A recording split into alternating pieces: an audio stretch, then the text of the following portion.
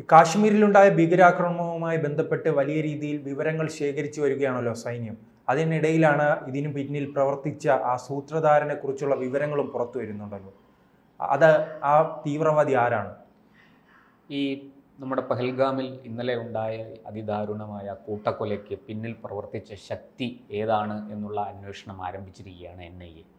നമുക്കറിയാം, ഇന്നലെ തന്നെ കേന്ദ്ര ആഭ്യന്തരമന്ത്രി അന്വേഷണം പ്രഖ്യാപിച്ചു. സൈന്യം അപ്പോൾ തന്നെ ചുമതല ഏറ്റെടുത്തു. സൈന്യം വളരെ കൃത്യമായിട്ട് ആ പ്രദേശത്തിൻ്റെ നിയന്ത്രണം സൈന്യത്തിൻ്റെ കയ്യിലാണ്. ഒപ്പം നമ്മുടെ NIAയും നമ്മുടെ രഹസ്യാന്വേഷണ ഏജൻസികളും പോലെയുള്ള നമ്മുടെ രഹസ്യാന്വേഷണ വിഭാഗവും, ഈ റിസർച്ച് ആൻഡ് അനാലിസിസ് വിങ് എന്ന് പറയുന്ന പോലെയുള്ള IB തുടങ്ങിയ ഏജൻസികളെല്ലാം തന്നെ ഈ വിഷയത്തിൽ വളരെ ആഴത്തിലുള്ള പരിശോധനയും അന്വേഷണവുമായിട്ട് മുന്നോട്ട് പോവുകയാണ്. അവർ വളരെ പെട്ടെന്ന് തന്നെ വിവരങ്ങൾ ശേഖരിച്ചു. നമുക്ക് ലഭിക്കുന്ന വിവരമനുസരിച്ച് ലഷ്കർ ഇ തോയ്ബയുടെ ഡെപ്യൂട്ടി കമാൻഡൻറ്റ് എന്ന് തന്നെ പറയാം, രണ്ടാമൻ ആയിട്ടുള്ള സൈഫുള്ള കസൂരി എന്ന് പറയുന്ന ഒരു തീവ്രവാദ നേതാവ്, ഒരു ഭീകര നേതാവാണ് ഈ ആക്രമണം, പഹൽഗാമിലെ ഈ ആക്രമണം ആസൂത്രണം ചെയ്തതും നടപ്പാക്കിയതും അതിന് 7 അംഗ സംഘത്തെ പരിശീലിപ്പിച്ച് ഇങ്ങോട്ടേക്ക് വിട്ടതും ഒക്കെ ഇയാളുടെ നേതൃത്വത്തിലാണ് എന്ന് പറയുന്നു. ഈ സൈഫുള്ള കസൂരിയെക്കുറിച്ച് കൂടുതൽ വിവരങ്ങൾ പുറത്തു വന്നിട്ടില്ല. എന്തായാലും ഒരു റെസിസ്റ്റൻറ്റ് ഫ്രണ്ട് എന്ന് പറയുന്ന TRF എന്ന ചുരുക്കപ്പേരിൽ അറിയപ്പെടുന്ന ലഷ്കർ ഇ തോയ്ബയുടെ തന്നെ ഒരു വിഭാഗം, ഒരു വിങ് എന്ന് പറയാം, അവർ ഈ ആക്രമണത്തിൻ്റെ ഉത്തരവാദിത്വം ഏറ്റെടുത്ത് രംഗത്ത് വന്നിട്ടുണ്ട്. ഇതിൻ്റെ തലവൻ ഈ സൈഫുള്ള കസൂരി ആണെന്നുള്ള വിവരമാണ് ഇപ്പോൾ പുറത്തു വരുന്നത്. അപ്പോൾ സ്വാഭാവികമായും സൈഫുള്ള കസൂരിയിലേക്ക് അന്വേഷണ സംഘം എത്തിയിട്ടുണ്ട്. അയാളിലേക്ക് കൂടുതൽ അയാളെ സംബന്ധിക്കുന്ന വിവരങ്ങൾ ശേഖരിച്ചു കൊണ്ടിരിക്കുകയാണ് എന്നാണ് നമുക്ക് മനസ്സിലാകുന്നത്. ഇത് ഈ ലഷ്കർ ഇ തോയ്ബയുടെ ഓപ്പറേഷൻ വിങ് ആയിട്ടാണ് TRFനെ കരുതുന്നത്. സൈന്യം പുറത്തുവിട്ട വിവരങ്ങൾ അനുസരിച്ച് ലഷ്കർ ഇ തോയ്ബയുടെ അവർ ആസൂത്രണം ചെയ്യുന്ന ചില പദ്ധതികൾ നടപ്പാക്കാൻ വേണ്ടിയിട്ടൊരു ഓപ്പറേഷൻ വിങ് ഉണ്ട്. ആ ഓപ്പറേഷൻ വിങ് ഈ കാശ്മീർ സെക്ടറിൽ അത് നടപ്പാക്കുന്നവരുടെ പേര് TRF എന്നാണ്. അതായത് ദ റെസിസ്റ്റൻറ്റ് ഫ്രണ്ട് എന്നുള്ള ഒരു പേരിലാണ് അവർ അറിയപ്പെടുന്നത്. എന്തായാലും ഇത് പൂഞ്ചിൽ നടന്ന വെടിവയ്പ്പിലും മറ്റുമൊക്കെ ഇവരെ സംബന്ധിച്ച ആ വെടിവയ്പ്പിനെ തുടർന്നുണ്ടായ അന്വേഷണവും കാര്യങ്ങളും, നമ്മൾ ഈ വെടിവയ്പ്പ് എന്ന് മാത്രമേ നമ്മൾ വാർത്തകളിൽ കേൾക്കാറുള്ളൂ. പക്ഷേ ആ വെടിവയ്പ്പിന് പിന്നാലെ അതിനെക്കുറിച്ച് കൂടുതൽ അന്വേഷണം നടക്കും. അവിടെ ഭീകരരുടെ സാന്നിധ്യമുണ്ടോ, എന്താണ് അവിടെ സംഭവിച്ചിരിക്കുന്നത് തുടങ്ങിയ കാര്യങ്ങൾ, ഈ ഭീകരാക്രമണം ഉണ്ടാകുമ്പോൾ കമാൻഡോ ഫോഴ്സ് അവിടെ എത്തി അതിനെ അമർച്ച ചെയ്ത് ജനങ്ങളെ രക്ഷിക്കും, അല്ലെങ്കിൽ സൈന്യത്തിന് വേണ്ട സഹായമൊക്കെ കൊടുക്കും. പക്ഷെ അതിന് പിന്നാലെ ഈ സൈനികമായും സൈനികേതരമായും ഒരു അന്വേഷണം നടക്കും. സൈനികമായ അന്വേഷണം നടക്കുന്നത് സൈന്യത്തിനകത്തെ ചില സംവിധാനങ്ങളുണ്ട്. മിലിറ്ററി ഇൻ്റലിജൻസ് പോലെയുള്ള ചില സംവിധാനങ്ങളുണ്ട്. മിലിറ്ററി പോലീസുണ്ട്. അത് മിലിറ്ററിക്കുള്ളിലെ കാര്യങ്ങൾ അന്വേഷിക്കാനാണ് മിലിറ്ററി പോലീസ് എങ്കിലും അവരുടെ ചില കാര്യങ്ങൾ ഇതുമായി ബന്ധപ്പെട്ടൊക്കെ അവർ അന്വേഷിക്കുന്നുണ്ട്. മിലിറ്ററി ഇൻ്റലിജൻസ് ഇതുപോലുള്ള വിവരങ്ങൾ ശേഖരിക്കും, അവർ അത് അന്വേഷിക്കും. അതിന് പുറത്താണ് സൈനികേതരമായ അന്വേഷണമാണ് NIA പോലെയുള്ള ഏജൻസികൾ നടത്തുന്നത്. പക്ഷേ ഇത് ഒരു സംയുക്തമായി ഇവർ തമ്മിൽ ചില സഹകരണങ്ങളൊക്കെ ഉണ്ട്. വിവരങ്ങളൊക്കെ കൈമാറ്റം ചെയ്യും. അതുപോലെ തന്നെ ചില കാര്യങ്ങൾ അവർ ആസൂത്രണം ചെയ്യും. എങ്ങനെ ഇതിനെ അമർച്ച ചെയ്യാം, എങ്ങനെ ഇത് തടയാം എന്നൊക്കെയുള്ള കാര്യത്തിൽ അവർ കൂടിയാലോചിച്ചാണ് തീരുമാനങ്ങൾ എടുക്കുന്നത്. എന്തായാലും അത്തരം പൂഞ്ചിൽ നടന്ന ഒരു വെടിവെപ്പുമായി ബന്ധപ്പെട്ടാണ് കൂടുതൽ വിവരങ്ങൾ ഇതിനെ സംബന്ധിച്ച് NIA ശേഖരിച്ചത്, അല്ലെങ്കിൽ സൈന്യത്തിൻ്റെ സഹായത്തോടു കൂടി NIA ശേഖരിച്ചത്. അങ്ങനെയാണ് നമുക്ക് ഈ സൈഫുള്ള കസൂരിയെക്കുറിച്ച് കൂടുതൽ വിവരങ്ങൾ ലഭ്യമാകുന്നത്. ഇയാൾ പഞ്ചാബിനടുത്ത് ഒരു കൺകൺപൂർ എന്ന് പറയുന്ന സ്ഥലത്ത്, അതിർത്തി പ്രദേശമാണ്, ആ ഭാഗത്ത് ഇയാൾ വന്നതായിട്ടൊരു വിവരമുണ്ട്.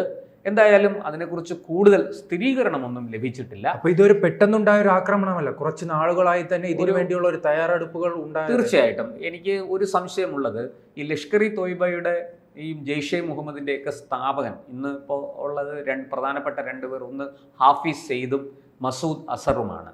ഈ 2 പേരും, അതിൽ മസൂദ് അസറിൻ്റെ ഏറ്റവും അടുത്ത അനുയായികൾ അജ്ഞാതൻ്റെ ആക്രമണത്തിൽ കൊല്ലപ്പെട്ടു കഴിഞ്ഞു.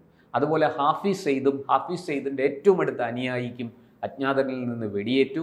ഹാഫിസ് സെയ്ദിൻ്റെ അനുയായി ആ വെടിവയ്പ്പിൽ കൊല്ലപ്പെട്ടു. അതുപോലെ ഈ ഹാഫിസ് സെയ്ദിന് മാരകമായിട്ട് പരിക്കേറ്റു, ഉദരത്തിൽ വെടിയുണ്ട ഏറ്റു എന്നാണ് നമുക്ക് ലഭിക്കുന്ന വിവരം. മാധ്യമങ്ങൾ പലതും അങ്ങനെ റിപ്പോർട്ട് ചെയ്തിട്ടുണ്ട്. എന്തായാലും ഹാഫിസ് സെയ്ദിന് നേരെ ഉണ്ടായ ആക്രമണം ലഷ്കർ ഇ തോയ്ബയെ മാത്രമല്ല പാകിസ്ഥാനെ പോലും ഞെട്ടിച്ചിരിക്കുകയാണ്. കാരണം പാക് മണ്ണിൽ കടന്നു കയറി ഒരു അജ്ഞാതൻ, ഈ അജ്ഞാതൻ ആരാണെന്ന് ഇതുവരെ കണ്ടെത്താൻ സാധിച്ചിട്ടില്ല. അജ്ഞാതനെ ഒരു തരത്തിലും പിടികിട്ടിയിട്ടില്ല.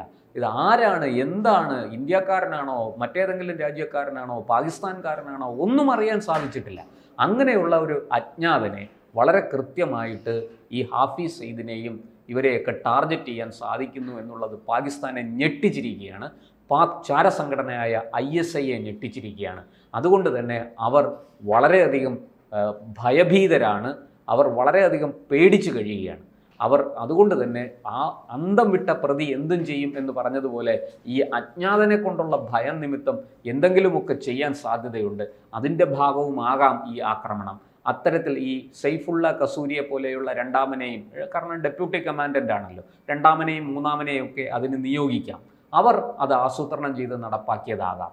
അതുപോലെ തന്നെ നിരവധി അന്താരാഷ്ട്ര മാനങ്ങൾ ഇതിനുണ്ട്. അതിലേക്ക് ഞാൻ ഇപ്പോൾ കടക്കുന്നില്ല, കൂടുതൽ വിവരങ്ങൾ വരേണ്ടതുണ്ട്. ആ വിവരങ്ങൾ ലഭിച്ചതിന് ശേഷം നമുക്ക് അതിവേഗം തന്നെ ഇന്ത്യൻ സൈന്യത്തിന് ഇത്തരം കാര്യങ്ങൾ തിരിച്ചറിയാൻ കഴിഞ്ഞിട്ടുണ്ടല്ലോ. തീർച്ചയായിട്ടും. കാരണം ഒരു സംഭവം ഉണ്ടാകുമ്പോൾ തന്നെ അവർക്ക് വളരെ കൃത്യമായിട്ട് ഇത് ആരൊക്കെയാണ്, ഇത് പഴയ ചില തീവ്രവാദ പ്രവർത്തനങ്ങളിൽ ഏർപ്പെട്ടിരുന്നിട്ട് പിന്നീട് ആയുധം വെച്ച് കീഴടങ്ങി സാധാരണ ജീവിതത്തിലേക്ക് മടങ്ങി വന്ന ആൾക്കാരുണ്ട്. അവരുമായിട്ട് സൈന്യം നല്ല ബന്ധത്തിലാണ്. അവരെ പുനരധിവസിപ്പിക്കുന്നത് പോലും സൈന്യത്തിൻ്റെ നേതൃത്വത്തിലാണ്. അത് നമുക്കറിയാം. ഇവിടെ മാത്രമല്ല, ആസാമിൽ ബോഡോ തീവ്രവാദികൾ അങ്ങനെയാണ്. അവരെ ചൈന പരിശീലിപ്പിച്ച് സർവ്വ സന്നാഹങ്ങളുമായിട്ട് ഇങ്ങോട്ട് വിട്ടതാണ്. പക്ഷെ പിന്നീട് അവർ ഇന്ത്യൻ സൈന്യത്തിന് മുന്നിൽ ആയുധം വെച്ച് കീഴടങ്ങി നിയമത്തിന് മുന്നിലെത്തി. അവർ ചെറിയൊരു ശിക്ഷയൊക്കെ അവർക്ക് കിട്ടിയിട്ടുണ്ടാവും. അതിൻ്റെ വിശദാംശങ്ങൾ നമുക്കറിയില്ല. പക്ഷെ അങ്ങനെയുള്ള 3000-നും 5000-നും ഇടയ്ക്ക് ആൾക്കാർ, വലിയ കമാൻഡോ ട്രെയിനിങ് കിട്ടിയവർ തന്നെ ഈ ബോഡോ തീവ്രവാദികളിൽ ഉണ്ട് എന്നാണ് മാധ്യമങ്ങളൊക്കെ പണ്ട് റിപ്പോർട്ട് ചെയ്തിരുന്നത്. അതിൽ പലരും, ഇന്ന് പലരുമല്ല, ഒരു 99% ആയുധം താഴെ വെച്ച് കീഴടങ്ങി ഇന്ന് ഇന്ത്യൻ സർക്കാരുമായിട്ട്, ഈ മണ്ണുമായിട്ട്, അല്ലെങ്കിൽ നമ്മുടെ സൈന്യവുമായിട്ടൊക്കെ ചേർന്ന് പ്രവർത്തിക്കുകയാണ്. അപ്പോൾ അവർക്ക് അറിയാൻ പറ്റും, അവർ വിവരങ്ങൾ കൊടുക്കും. ഇതാ ഇങ്ങനെയാണ്, ഇത് ഇന്ന ആളായിരിക്കും ചെയ്യാൻ സാധ്യത, ഇത് കാരണം അവർക്ക് മുൻ അനുഭവങ്ങളുണ്ടല്ലോ. അതുപോലെ ഈ ആയുധം താഴെ വെച്ച് കീഴടങ്ങിയ മുൻ തീവ്രവാദികൾ, അവർക്ക് വലിയ വിവരങ്ങൾ സൈന്യത്തിന് കൊടുത്ത് സഹായിക്കാൻ പറ്റും. അവരും സൈന്യവുമായിട്ടുള്ള ബന്ധം അങ്ങനെയാണ്. അതുകൊണ്ട് തന്നെ നമുക്ക് വളരെ പെട്ടെന്ന് ഇതിൻ്റെ ആസൂത്രകനിലേക്കും ഇതിൻ്റെ പ്ലാനിങ്ങിലേക്കും ഒക്കെ നമുക്ക് എത്താൻ സാധിക്കും. എങ്ങനെ, എവിടെ വെച്ച്, എപ്പോൾ, ആരൊക്കെ ചേർന്നാണ് ഇത് തയ്യാറാക്കിയത്, ഇത് നടപ്പാക്കിയത് തുടങ്ങിയ വിവരങ്ങൾ സൈന്യത്തിന് വളരെ പെട്ടെന്ന് തന്നെ ശേഖരിക്കാൻ കഴിയും. എന്തായാലും സൈന്യം അക്കാര്യത്തിൽ വളരെ ശക്തമായി, കർശനമായി, സൂക്ഷ്മമായി, ജാഗ്രതയോടെ പ്രവർത്തിച്ച് ആ വിവരങ്ങളൊക്കെ ശേഖരിച്ചിട്ടുണ്ടാവും.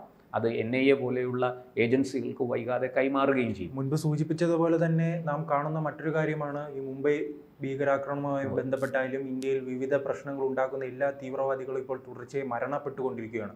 അപ്പോൾ ആ ലിസ്റ്റിലേക്ക് ഈ ആക്രമണത്തിലെ പ്രതികൾ കൂടി തീർച്ചയായിട്ടും ഈ സൈഫുള്ള കസൂരിയെയും കാത്തിരിക്കുന്നത് മറ്റൊന്നുമല്ല, ഇന്ത്യൻ സേനയുടെ കയ്യിൽ പെട്ടില്ലെങ്കിൽ അജ്ഞാതന്റെ കയ്യിൽ പെടുമെന്ന് തീർച്ചയാണ്. കൂടുതൽ വാർത്തകളും വിശേഷങ്ങളും നിങ്ങളിലേക്ക് എത്താൻ ABC മലയാളം സബ്സ്ക്രൈബ് ചെയ്യുക, ബെൽ ബട്ടണും അമർത്തുക.